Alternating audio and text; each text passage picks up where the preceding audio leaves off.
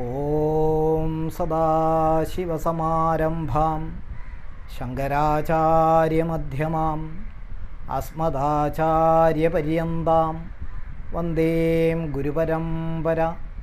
ശ്രുതിസ്മൃതിപുരാണാനാമാലയം കരുണാലയം നമാമി ഭഗവത്പാദം ശങ്കരം ലോകശങ്കരം.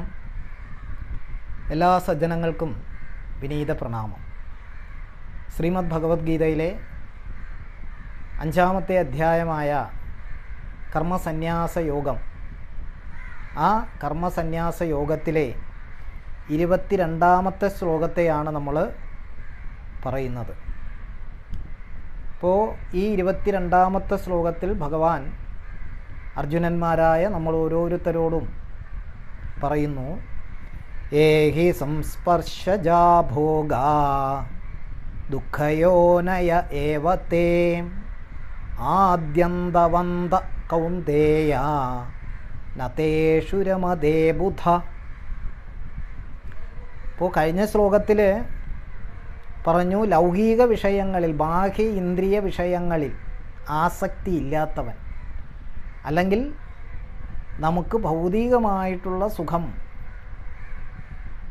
നശ്വരമായിട്ടുള്ള സുഖം, ക്ഷയമുള്ള സുഖം, സ്ഥിരമല്ലാത്ത സുഖം, ഏതൊന്നിൽ നിന്നാണോ ലഭിക്കുന്നത് ആ ആസക്തിയുമായിട്ട് ബന്ധപ്പെട്ടുകൊണ്ട്, ആസക്തിയോടുകൂടി ഇന്ദ്രിയ വിഷയങ്ങളിലേക്കുള്ള ഓട്ടം, ആ നെട്ടോട്ടം, പരക്കം പാച്ച് അതില്ലാത്തവൻ, ആത്മാവിൽ ഏതൊരു സുഖം, ആത്മാവിലുള്ള സുഖത്തെ ആത്മാവ് കൊണ്ട് അറിഞ്ഞുകൊണ്ട് അതിനെ നല്ല പോലെ അനുഭവിക്കുന്നു. അത് ആ ആത്മാവ് കൊണ്ട് ആത്മാവിലുള്ള സുഖത്തെ പരമമായിട്ടുള്ള അറിവിനെ അടിസ്ഥാനമാക്കി അനുഭവിക്കുന്നു. അങ്ങനെ ബ്രഹ്മത്തിൽ മുഴുകിയ, ആ ബ്രഹ്മത്തിൽ മുഴുകിയ ആളുകൾ അനശ്വരമായ സുഖത്തെ പ്രാപിക്കുന്നു, യഥാർത്ഥമായിട്ടുള്ള സുഖത്തെ പ്രാപിക്കുന്നു എന്നാണ് കഴിഞ്ഞ ശ്ലോകത്തിൽ നമ്മൾ കണ്ടത്. ഇവിടെ ഏഹി സംസ്പർശജാ ഭോഗ ദുഃഖയോനയ ഏവതേ ആദ്യന്തവന്ത കൗന്ദേയ നതേഷു രമതേ ബുധ. അല്ലയോ കൗന്ദേയ, അല്ലയോ കുന്തിപുത്ര, അല്ലയോ അർജുന, സംസ്പർശജാ ഭോഗ, വിഷയ സമ്പർക്കത്തിൽ നിന്നുണ്ടാകുന്ന സുഖാനുഭവങ്ങൾ, ഇന്ദ്രിയ വിഷയങ്ങളിലൂടെ ലഭിക്കുന്ന സുഖങ്ങൾ, ആ സുഖത്തിലൂടെ ഉണ്ടാകുന്ന അനുഭവങ്ങൾ, അത് ദുഃഖയോനയ ഏവ, അത് ദുഃഖകാരണങ്ങൾ തന്നെ. ഇന്ദ്രിയ വിഷയങ്ങളിലൂടെ ലഭിക്കുന്ന സുഖ അനുഭവങ്ങളൊക്കെ തന്നെ ദുഃഖം ഉണ്ടാക്കുന്നവയാണ്. നമുക്കറിയാം, കല്യാണം കഴിയുന്നത് വരെ കല്യാണം കഴിഞ്ഞില്ല എന്നുള്ളതാണ്. കഴിഞ്ഞു കഴിഞ്ഞാൽ പിന്നെ കല്യാണം കഴിഞ്ഞതിനെക്കുറിച്ച് ഓർത്ത് ദുഃഖിക്കുന്ന ആളുകൾ. കുട്ടികളുണ്ടാകുന്നത് വരെ എനിക്ക് കുട്ടികളില്ല, ഒരു കുഞ്ഞിക്കാല് കാണണം, അതിനു വേണ്ടിയിട്ടുള്ള വ്രതങ്ങൾ, പൂജകൾ, അനേകം ക്ഷേത്രങ്ങളിലും ആരാധനാലയങ്ങളിലുമുള്ള പ്രാർത്ഥനകൾ, അത് നേടിയാൽ പിന്നെ എനിക്ക് പിന്നെ വേറെ ഒന്നും നേടേണ്ടതില്ല, എനിക്ക് ഒരു കുഞ്ഞ് ജനിച്ചാൽ മതി. പക്ഷെ കുഞ്ഞ് ജനിച്ചാലോ ആ കുഞ്ഞിനെ കൊണ്ടുള്ള ദുഃഖങ്ങൾ, അതാണ് ഏറ്റവും വലിയ ദുഃഖം. വീട് പണിയുന്നത് വരെ വീട് പണിഞ്ഞില്ല, എനിക്കൊരു വീടില്ലല്ലോ. വീട് പണിഞ്ഞാലോ അതിനെക്കുറിച്ചുള്ള ദുഃഖങ്ങൾ. ജോലി കിട്ടുന്നത് വരെ കിട്ടിയില്ല എന്ന് പറഞ്ഞിട്ട്, കിട്ടിയാലോ അതിനെക്കുറിച്ചുള്ള ദുഃഖങ്ങൾ. എത്ര ദിവസം ജോലി കിട്ടുന്നവരെ കിട്ടിയില്ല, കിട്ടിക്കഴിഞ്ഞാൽ കുറച്ച് ദിവസം നമുക്ക് ലീവ് എടുക്കണം, സ്വസ്ഥമായിരിക്കണം. എന്നാൽ ജോലി കിട്ടുന്നത് വരെ സ്വസ്ഥമായിരിക്കുന്നുണ്ടോ? ഇല്ല. ജോലി കിട്ടിയല്ലോ, ഇനി കുറച്ച് ദിവസം ലീവ് എടുക്കണം എന്നുള്ളതാണ്. അപ്പോൾ അങ്ങനെ ഇന്ദ്രിയ വിഷയങ്ങളിലൂടെ നമുക്ക് ലഭിക്കുന്ന സുഖങ്ങളൊന്നും തന്നെ സ്ഥായിയായിട്ടുള്ള സുഖങ്ങളല്ല. അതെല്ലാം ദുഃഖത്തിന് ഹേതുവാകുന്നതാണ്. അതുപോലെ തന്നെ ആ സുഖങ്ങളൊക്കെ തന്നെ, ഇന്ദ്രിയ വിഷയങ്ങളിലൂടെ ലഭിക്കുന്ന സുഖ അനുഭവങ്ങളൊക്കെ തന്നെ ആദ്യന്തവന്ത, ആദ്യവും അന്തവുമുള്ളതാണ്. പക്ഷേ ആത്മാവ് കൊണ്ട്, ആത്മാവിനെ അറിഞ്ഞുകൊണ്ട് ആത്മാവിൽ നിന്നുള്ള സുഖത്തെ അനുഭവിക്കുന്ന ആ സുഖാനുഭവം എന്ന് പറയുന്നത് ആദ്യമോ അന്തമോ ഇല്ലാത്തതാണ്, നശ്വരമല്ലാത്തതാണ്, ക്ഷയമല്ലാത്തതാണ്, സ്ഥായിയുള്ളതാണ്. ഇതാണിത് തമ്മിലുള്ള വ്യത്യാസം. അതുകൊണ്ടാണ് ബുധന്മാർ, അറിവുള്ളവർ, അവയിൽ ആ ഇന്ദ്രിയ വിഷയങ്ങളിലൂടെ ലഭിക്കുന്ന സുഖങ്ങളിൽ ഒരിക്കലും രമിക്കുന്നില്ല, അതിൽ മുഴുകിപ്പോകുന്നില്ല.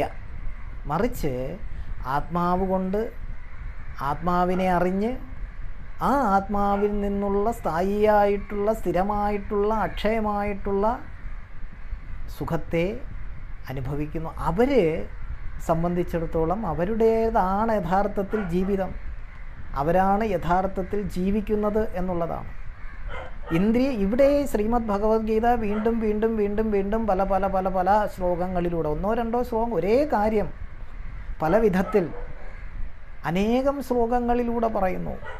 എന്തുകൊണ്ട് അങ്ങനെ അനേകം ശ്ലോകങ്ങളിൽ ഒരേ കാര്യം വീണ്ടും റിപ്പീറ്റ് ചെയ്തുകൊണ്ട് പറയുന്നു എന്ന് ചോദിച്ചു കഴിഞ്ഞാൽ, ഒരു കാര്യം, നല്ലൊരു കാര്യം ഒരിക്കൽ പറഞ്ഞാലൊന്നും ആർക്കും മനസ്സിലാവില്ല. അത് വീണ്ടും വീണ്ടും പറഞ്ഞുകൊണ്ടിരുന്നാലേ. അതുകൊണ്ടാണല്ലോ ഇത്രയധികം ആചാര്യന്മാർ നമുക്കുണ്ടായത്, ഇത്രയധികം ആത്മീയ ഗ്രന്ഥങ്ങളുണ്ടായത്. അല്ലെങ്കിൽ പിന്നെ ഒരു ആചാര്യം പോരെ, ഒരു ഗ്രന്ഥം പോരെ, കാര്യം മനസ്സിലാക്കിയാൽ പോരെ. പക്ഷേ മനുഷ്യൻ്റെ മനസ്സ് എന്ന് പറയുന്നത് കാര്യം മനസ്സിലാക്കില്ല. അതുകൊണ്ടാണ് ശ്രീരാമകൃഷ്ണ പരമഹംസദേവൻ പറഞ്ഞത്, മനസ്സ് പിച്ചളപാത്രം പോലെയാണ്, അത് വീണ്ടും വീണ്ടും വീണ്ടും വീണ്ടും തേച്ചു മിനുക്കി തിളക്കമാർന്നതാക്കി മാറ്റിക്കൊണ്ടിരിക്കണം. ഒരു 10 കൊല്ലം അത് നല്ലപോലെ തേച്ചു മിനുക്കി, ഒരു 2-3 ദിവസം തേച്ച് മിനുക്കിയില്ല എങ്കിൽ അത് വീണ്ടും ക്ലാവ് പിടിക്കും.